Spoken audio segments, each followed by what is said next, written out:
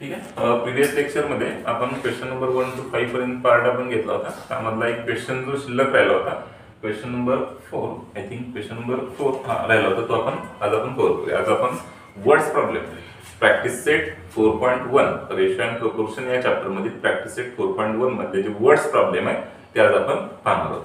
ठीक आहे. तर सुरुवात करूया. क्वेश्चन काय बघा, 3 persons can build a small house in 8 days. म्हणजेच काय, 3 व्यक्ती काय करू शकता, एक छोटं घर किती दिवसात बांधू शकता, 8 दिवसांमध्ये बांधू शकता. पुढे काय म्हणते बघा, to build the same house in 6 days. म्हणजे तेच घर आपल्याला किती दिवसात बांधायचं आहे, 6 दिवसात बांधायचं आहे. How many persons are required. तेच घर, सेम घर आपल्याला जर का 6 दिवसात पूर्ण करायचं असेल तर आपल्याला किती पर्सन्स लागणार आहे, हा पार्ट आपल्याला काय करायचा आहे, काढायचा आहे. ठीक आहे. मग आता याच्यामध्ये बघा, तर लोकांची संख्या वाढली तर घर बांधायसाठी वेळ कमी लागणार, लोकांची संख्या कमी झाली तर घर बांधायचा जो वेळ आहे तो वाढणार. म्हणजे ह्याच्यामध्ये कोणता प्रपोर्शन आहे, इनव्हर्स प्रपोर्शन आहे. सो इनव्हर्स प्रपोर्शनचा इथं यूज होईल. ठीक आहे. सेम घर आपल्याला 6 दिवसांमध्ये बांधण्यासाठी किती पर्सन्स लागतील आपल्याला माहिती आहे का, नाही. जो घटक माहिती नाही तो आपण रिप्रेझेंट करूया. मग काय आपण म्हणूया, let x persons required to build the same house, to build the same house in 6 days. Same house in 6 days. Okay. मग इथं नंबर ऑफ वर्क्स असतील, नंबर ऑफ डेज असतील, हा जो याच्यामध्ये इनव्हर्स प्रपोर्शन यूज होतो. कोणता प्रपोर्शन, इनव्हर्स प्रपोर्शन. ठीक. तर आपण इनव्हर्स प्रपोर्शन आपण यूज करू. बघा, 3 पर्सन्स किती दिवसामध्ये पूर्ण करतात घर, 8 दिवसामध्ये. म्हणजे आपण काही लिहायला आपल्याला इथे 3 into 8 बरं आहे का. आणि 6 दिवसांमध्ये किती पर्सन्स लागतील आपल्याला माहिती नाही, बरं. म्हणून x इंटू इथे व्हॅल्यू काय घ्यायची, 6. समजा आपण हे 3 into 8 इथं आहे असं लिहिलं, 6 मल्टिप्लाय केल्यानंतर काय होणार आहे, डिवाइड होणार आहे, इज इक्वल टू व्हॅल्यू काय राहिली, x.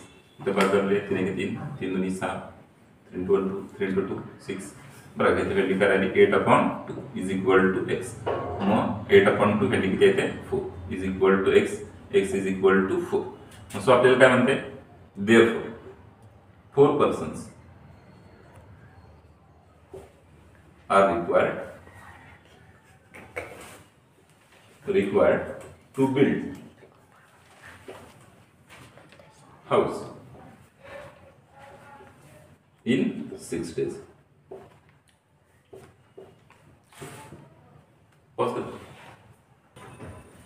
ठीक आहे. नेक्स्ट क्वेश्चन नंबर 6 काय आहे बघा, the ratio of ages of अबा and her mother is 2:5.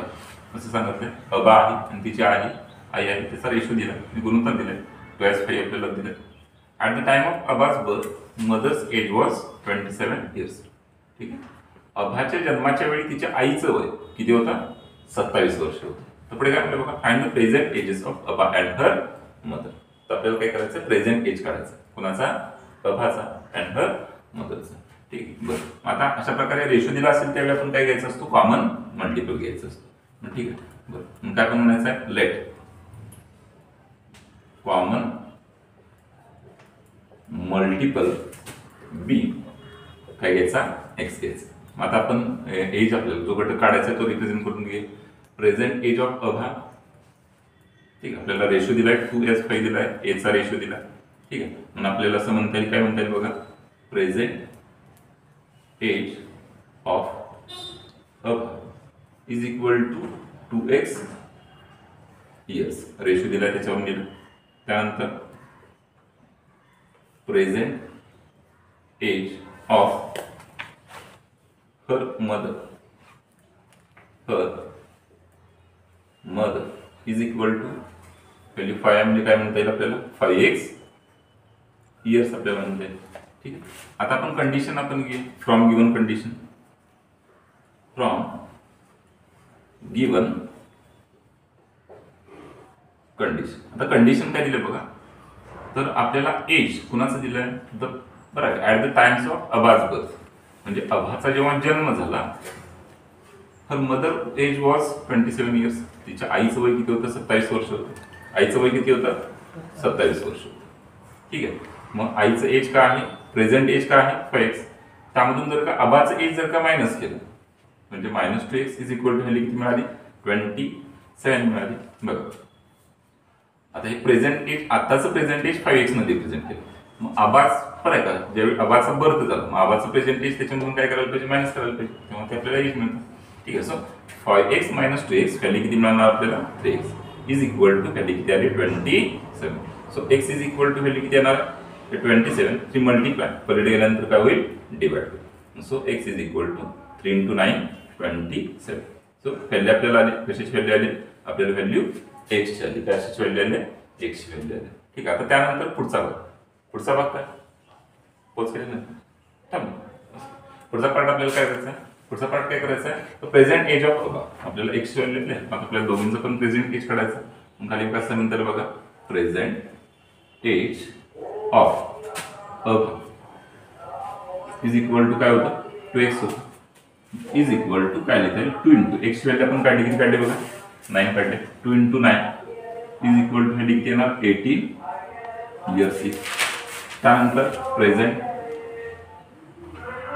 Age of her mother कशानं रिप्रेझेंट केलं बघा 5x न रिप्रेझेंट केलं. 5x is equal to 5 × 9. बरं 5 × 9 व्हॅल्यू किती येते 45 इयर्स. ठीक आहे. तो शेवटचं वाक्य काय लिहिते आपलं, शेवटचं sentence, therefore present age of अबा अँड हर मदर,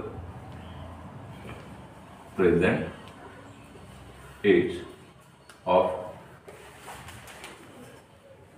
अबा and her mother is 18 years and 45 years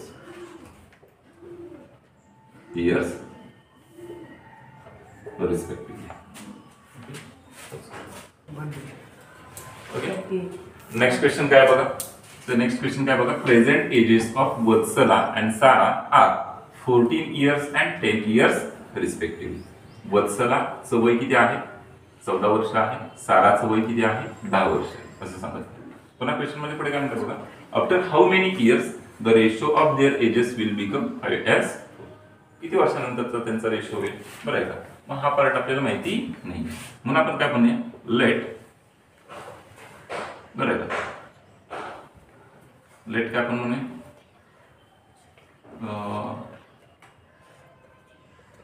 किंवा आपण गिवन मध्ये पहिल्यांदा सुरुवातीला लिहूया present ages of Vatsala and Sara are 14 years and 10 years आपण म्हणूया.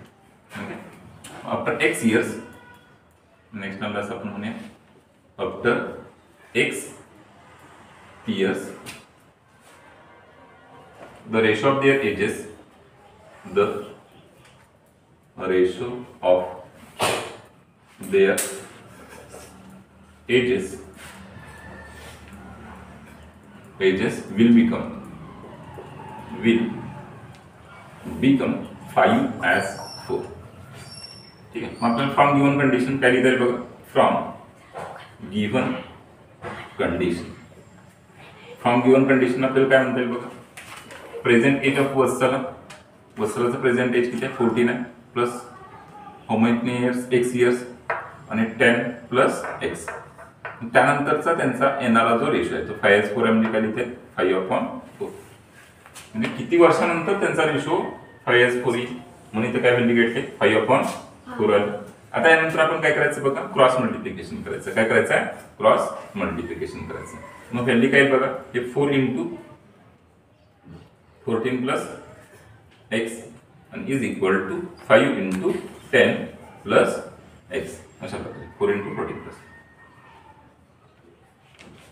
14×4 येते व्हॅल्यू, प्लस 4 × x 4x येते, 5 × 10 50 येते आणि प्लस 5 × x 5 एक्स.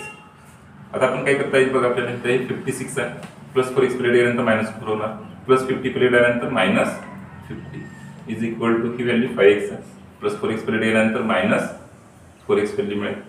56 -50 व्हॅल्यू किती मिळते? 6 मिळते. 5 - 4x व्हॅल्यू काय मिळते? x मिळते. म्हणजे x ची व्हॅल्यू आपल्याला किती मिळाली? 6 मिळाली. किती मिळाली? 6 मिळाली. देअरफॉर आपण शेवटचं वाक्य काय लिहिते? Therefore after 6 years, after 6 years, after 6 years, the ratio of their ages will become, the